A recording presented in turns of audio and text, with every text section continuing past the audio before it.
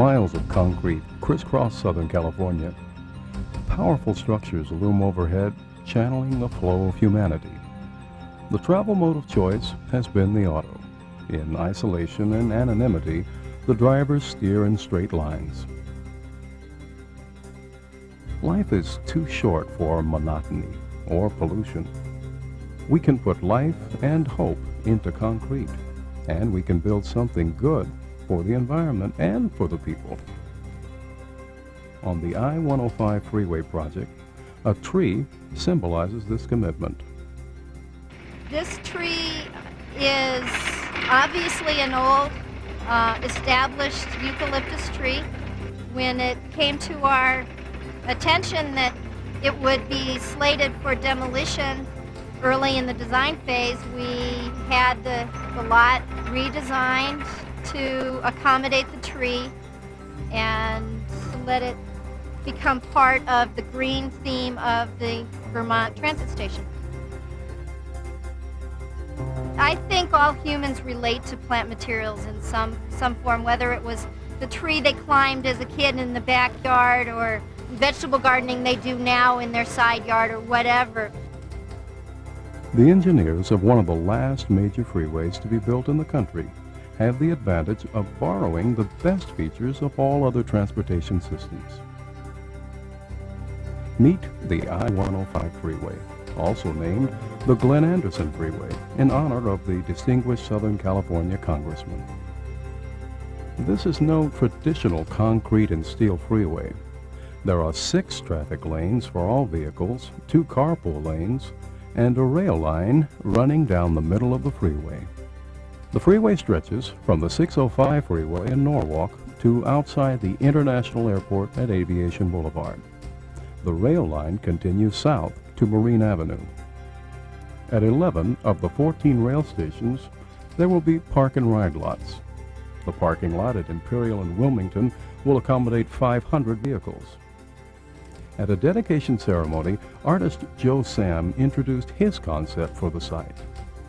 We'll do a couple of things. We'll begin to identify different areas of the park and ride area and the whole facility, as well as identify the station as a station where there's a lot of kids in the community and they can enjoy life as well as anybody else. At most stations, buses will arrive to pick up and drop off passengers. And at the major interchange of Wilmington Avenue and Imperial Highway, the rail line passengers can transfer to the Metro Blue Line. From there, ride south to Long Beach or north to downtown LA and the Metro Red Line. If you need to travel farther, catch the MetroLink commuter train in downtown LA at Union Station and ride out to San Bernardino, Santa Clarita, or Ventura, Riverside, and soon Orange County. The Los Angeles County Metropolitan Transportation Authority is the builder and operator of the Metro Green Line. It'll be the highest speed rail line in the whole metro system. It'll be faster than even the subway because generally it has longer distances between stations. It has a top speed of 65 miles an hour, 10 miles an hour faster than the Blue Line and faster than the traffic is allowed to go. The California Department of Transportation is the builder of the I-105 Freeway. This huge public works project is making news in engineering circles. Century Freeway is probably the granddaddy of the freeways in the Los Angeles area. It incorporates the latest in design and technology. It extends from Norwalk on the east to Los Angeles International Airport on the west, about 17 miles. It traverses 9 cities plus unincorporated parts of the Los Angeles area.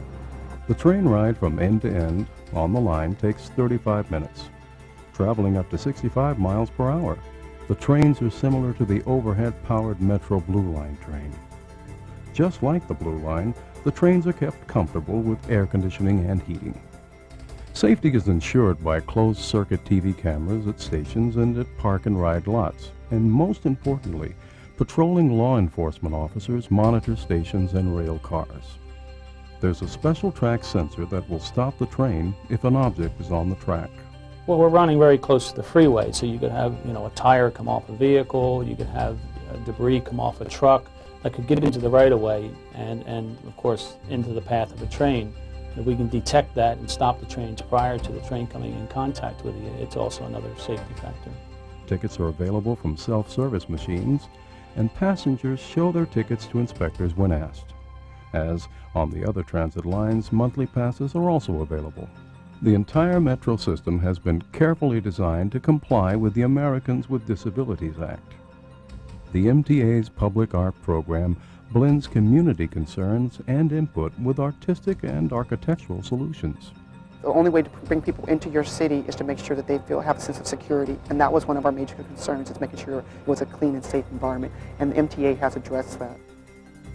I've done participatory work in the past, and I always do a kind of art that's very direct, so I was interested in doing something with people in the area, because for a number of reasons. I thought it would be fun for them, and I also thought it would encourage people to use the metro rail, because we live in a city in which people haven't had experience with mass rail transportation before, and they need a little encouragement to actually go there. Cities and certain private companies have been strong supporters of the rail project. The cities of Paramount, Bellflower, Downey, and Redondo Beach, and the companies of TRW, Hughes, and Continental Development Corporation.